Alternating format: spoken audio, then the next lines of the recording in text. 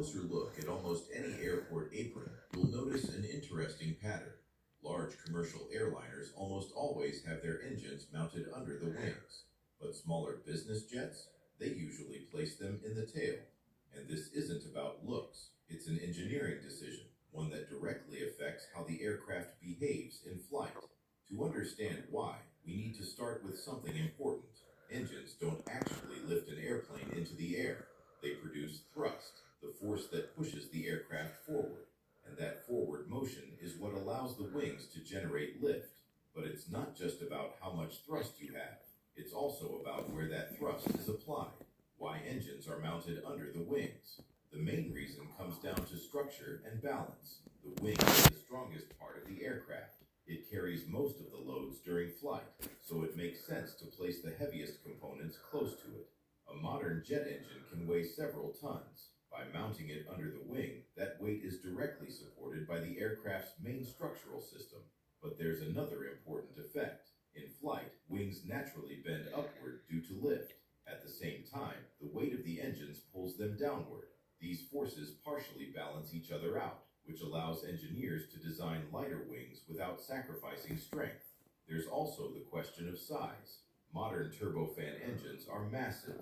The larger the fan, the more efficient the engine. Trying to mount engines like that in the tail of a large aircraft would require a much heavier and more complex structure. Under the wing, there's simply more space. It also simplifies fuel delivery. Most of the fuel is stored in the wings, so the distance to the engines is minimal. And finally, maintenance. Engines mounted under the wing are closer to the ground, making inspection and repairs much easier. But this setup isn't perfect. The main issue is ground clearance. The larger the engine, the closer it sits to the ground. That increases the risk of foreign object damage, things like debris, ice, or loose gravel being sucked into the engine. This is known as FOD, and it can be serious. There's also asymmetric thrust. If one engine fails, the aircraft experiences a strong yawing moment because the engines are far from the center line. And another subtle effect, thrust can influence pitch. When thrust increases, the nose may pitch slightly upward. Pilots account for this during flight. Why business jets often have engines in the tail.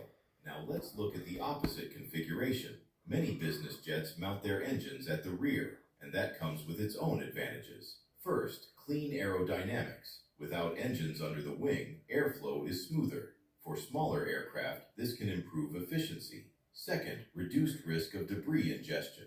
Tail-mounted engines sit higher off the ground, so they're less likely to ingest foreign objects.